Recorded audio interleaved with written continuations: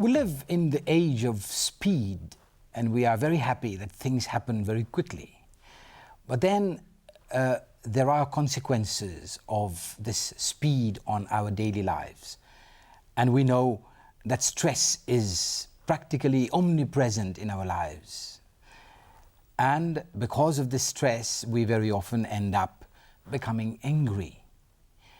Anger is a feeling that may be seen as natural, but that can have catastrophic consequences on our lives. To talk about anger, and especially to talk about how we control anger, we have the privilege and the honor of welcoming today Mr. John McConnel, who hails from the UK and who is an expert trainer in stress management. Welcome, Mr. McConnel. Thank you. I understand that you've had different kinds of experiences. You've been a social worker, you've been a coach, and you've worked with people at different levels. You've worked also with prisoners in high security prisons. Yeah. You've worked with people at the university, academicians, and all the time you've been doing workshops on how to manage stress and how to manage anger. This is your expertise, isn't it? Yes, that's correct. My first question to you would be, what is this anger that causes us to do so many things? What is this feeling? Well, I've got a definition of anger which is I use a lot, which is basically it's a negative emotion which disturbs our peace of mind and has harmful consequences for ourselves and other people. That's the definition I tend to use, and the crucial bit there, the negative bit, is in the sense that it's something which brings us a lot of unhappiness, and it's a reaction to circumstances, situations and people which disturbs our peace of mind. And I would suggest that our peace of mind is probably the most important thing that we need to have, and in fact it's part of our nature to be peaceful, and then anything that we do that disturbs that is a form of anger. Okay. Now, common sense would tell us that there are different degrees of anger. Would you agree with that? Yes, definitely, yes. I mean, it varies from tutting, that could be a form of frustration, to getting irritated with somebody, to grumbling, complaining about things, that's a form of anger. Even disliking someone or something is a form of anger, which we show in different sorts of ways, maybe by ignoring somebody or by being sarcastic about them or gossiping about them. There's that side to anger, and then we've got the more obvious aggressive side, which could involve, shouting, hitting, or abusing somebody physically, or mentally. I mean, it varies. And the ultimate extremes would be, for the individual, it could be suicide. We could be so angry with ourselves that we kill ourselves. It could be that we end up murdering somebody, and ultimately, I would say the final expression of a sort of a collective anger would be war. Right. So, from my point of view, it's a very deep, important subject which affects us all in so many different ways. But you've made a list of consequences of anger, which in fact seems to be at the very root of all our problems. Yeah. This feeling. But then some people say, well, in order to survive, we have to be angry now and then. What would you have to say? Well, I would say whenever we get angry, we're damaging ourselves and other people. For a start, on one level, we always trigger off what's called the fight and flight syndrome when we get angry. So that has quite an impact on our body. So, for example, I'll inject adrenaline will come into the system, my heart will start beating faster, my breathing will get more shallow, my muscles will tense up. There'll be all sorts of things like that which will happen, and if I carry on, keep on triggering off that angry reaction in my body, I could end up eventually, seriously ill. And the two ultimate forms of that sort of dis-ease, if you like, in myself, it could be, for instance, heart disease, because again, when we get angry, we trigger off a lot of cortisol in our bodies, which thickens the blood. So if you think about your heart having to work harder to push this thickened blood around your body, it could lead to heart disease, or it could ultimately lead to a heart attack, as well as the high blood pressure which we get on the way. You've been speaking about the physiological effect. I guess there are also important psychological effects of anger. Yes, definitely. We're going to feel guilty, we're going to feel upset with ourselves.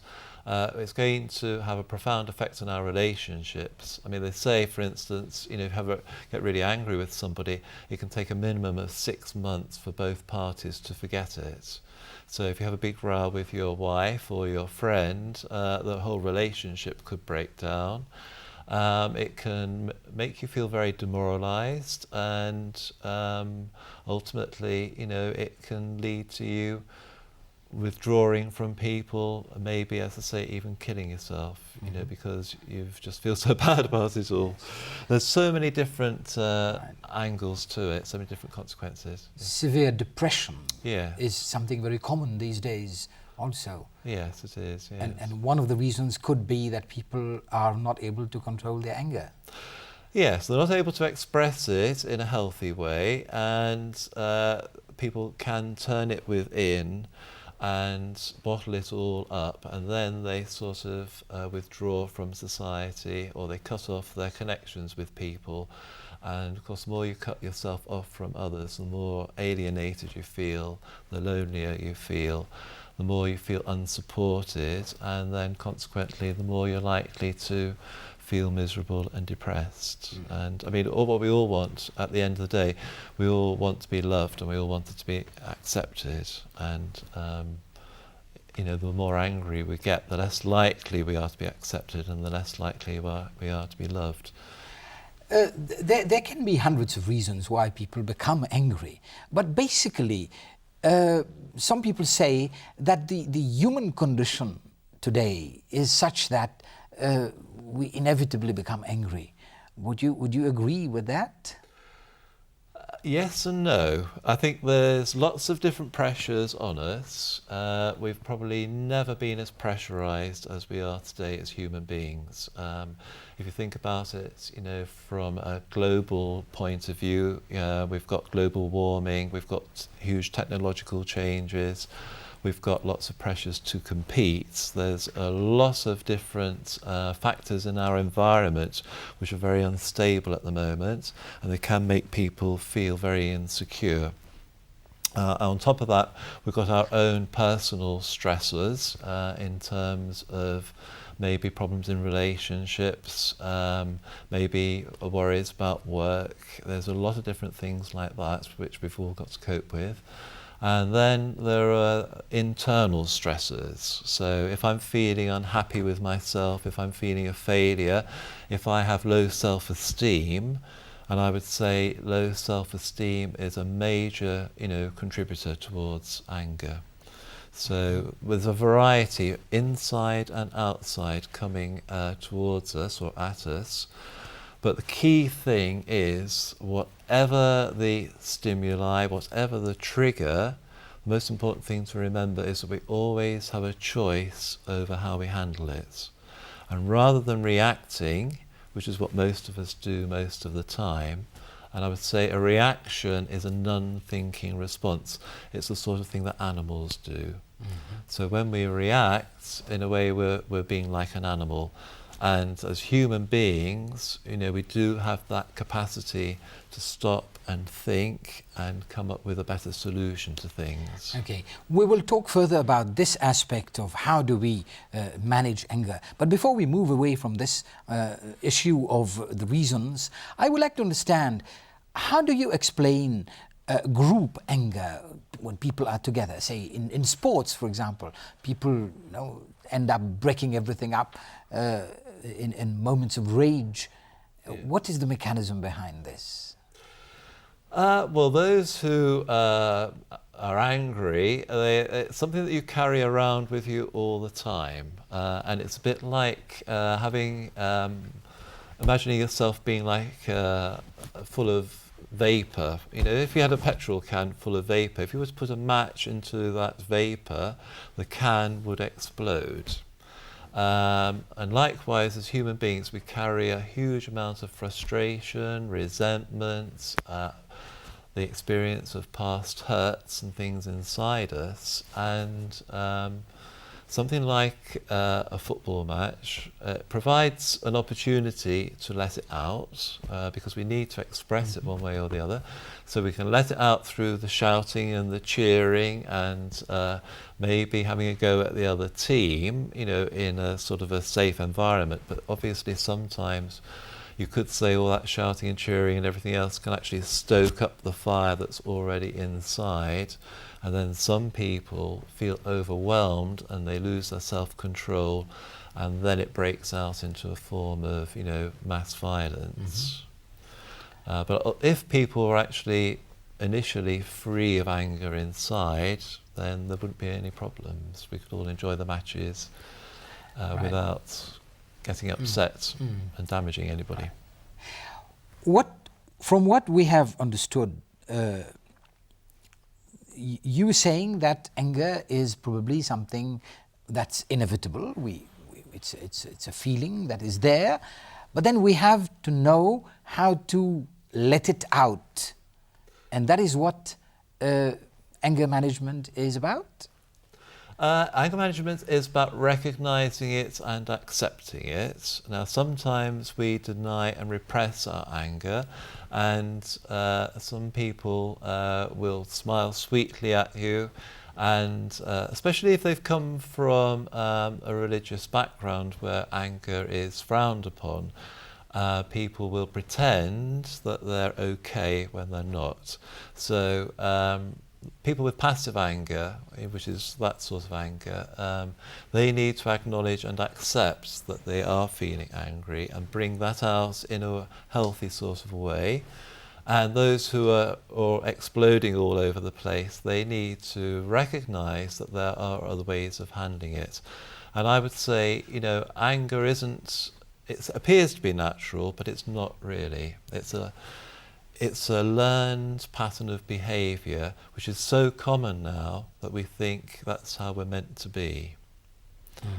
And I mean, if you were to be a visitor from outer space and you were to look at the planet the way it is at the moment, you would say that we're actually almost insane the way that we're dealing with different things.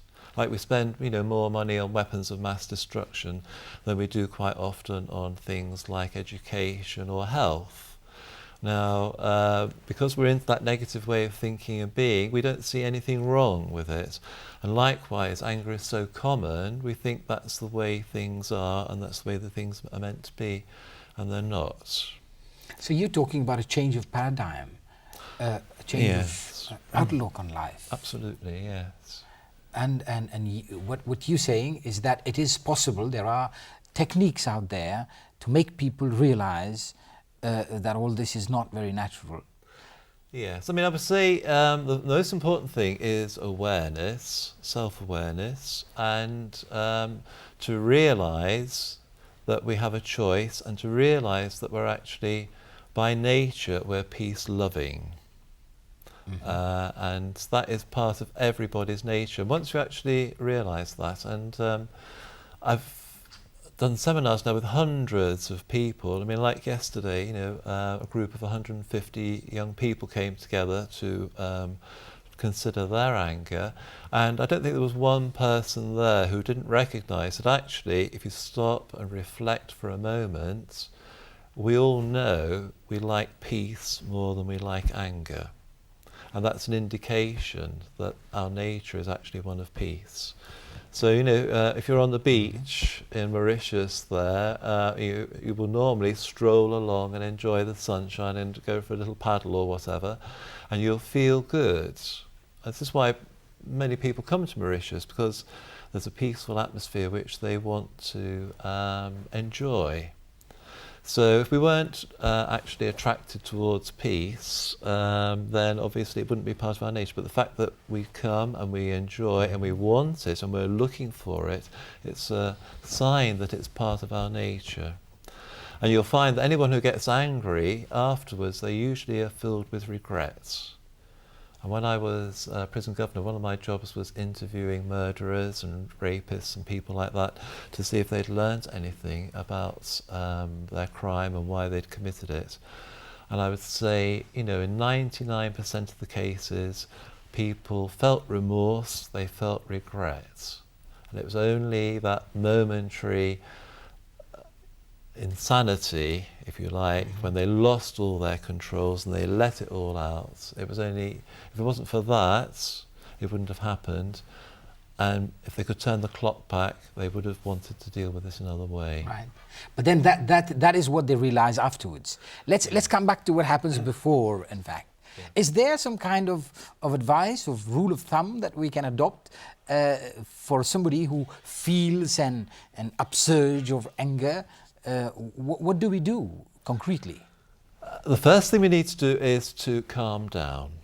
And the way to calm down is to start breathing deeply from the diaphragm. Mm-hmm. And if we take 2 or 3 slow, deep breaths, I use a little formula, 7-3-11. So you breathe in for the count of 7, hold the breath for the count of 3, and then slowly release to the count of 11.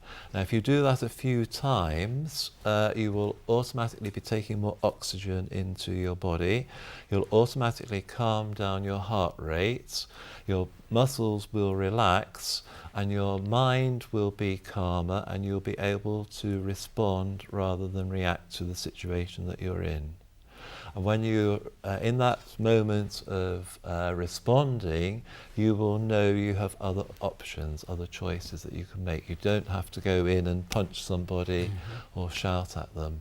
Mm-hmm. Now, the other realization, which is important, is to know if you do get angry, you're damaging yourself. And when you know that you could have serious health problems as a result of getting angry on a regular basis, you've got a very powerful incentive to find other ways of dealing with it.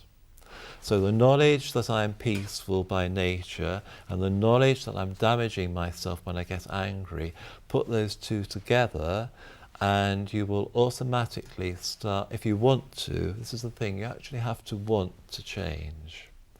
If you want to change, you can do it very quickly and very easily, at least initially. Then the more subtle forms of anger take longer to actually deal with.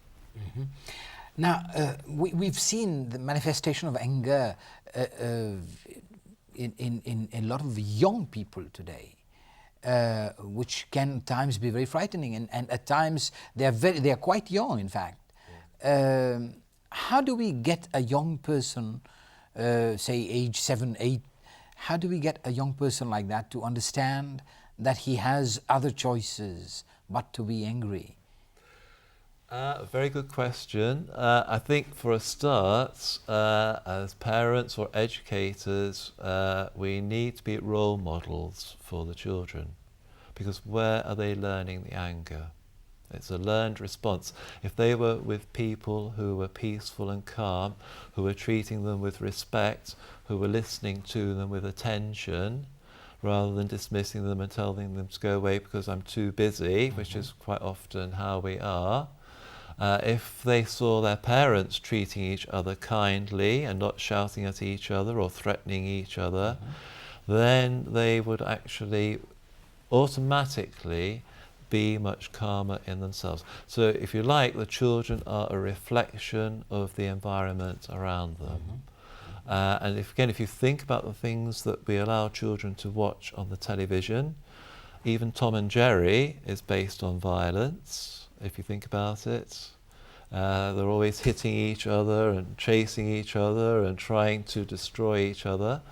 So it's become so natural that we're feeding in all those things into children's minds. And if you think of most computer games, PlayStations and things like that, what are they about? They're about destroying alien beings, zapping as many as you can. Yeah. And when you do that, you're automatically triggering off the fight and flight response in yourself. You're automatically stressing yourself out. You come off one of those games, you're all hyped up, somebody shouts at you, and you're much more likely to react. Well, it's a very tall order to go back over all these things. The violence is so much part of our life today. That it's not going to be a child's play to remove it completely. But then, would you say that if we spent more time meditating, we would be able to fight anger more? I mean, in a better way, probably. Meditation definitely would help. Anything which enables me to take control of my mind and my body is very important. So, for instance, there's a very good book called Destructive Emotions, which records a conversation with the Dalai Lama in America a few years ago now. And they used all the latest scientific research on some of his teachers. They wired them up and scanned their brains, did all sorts of things, and discovered that whatever situation they were in, however loud, they did various things with them. They shouted at them, they fired guns near them, just for the noise effect.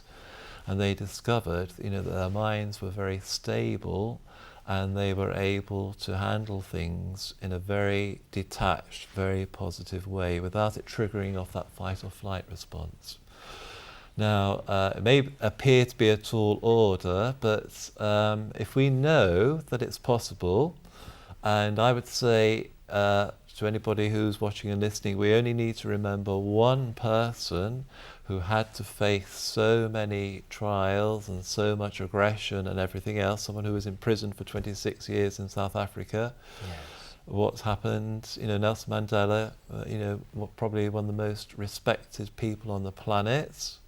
And he used the situation that he was in to transform himself.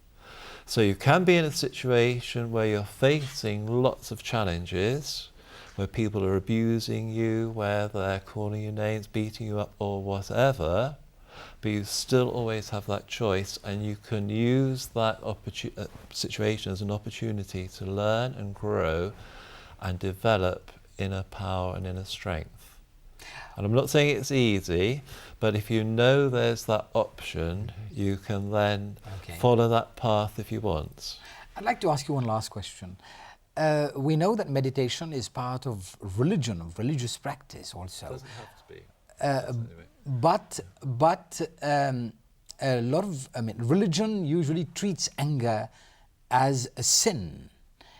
Would you consider that this is also a good way of managing anger? Personally, I don't like using that word sin because it conjures up pictures of hellfire and damnation, and that in itself can trigger off fear. Where there is fear, there's going to be tension, and in fact you're more likely to get angry. So, because it leads to suppression. Now, God is, from my point of view, is a God of love and understanding, and we need to maybe see anger as something we need to change, definitely, but rather than use the word sin, I might use the word mistake, something like that, or misunderstanding. And that takes away that negative connotation, and it opens up the possibility for changing and growing and removing the fear. At the root of a lot of anger there is fear. There's fear of losing one's prestige. There's fear of losing, one's job. There's so many different fears. Status or one's the place, the status that one thinks one has. Yes. And And there's, you know, again, there's the gender thing to some extent. Yes. As a man, you know, you're meant to live up to a certain sort of image. And that, again, is very destructive. It stops people from being who they really are. Well, Mr. John McConnell, I'd like to thank you very much for having accepted to come and talk to us about anger management and for having given us so much of very good advice. We hope that our viewers would think about it and learn from it. Thank you. Thank you.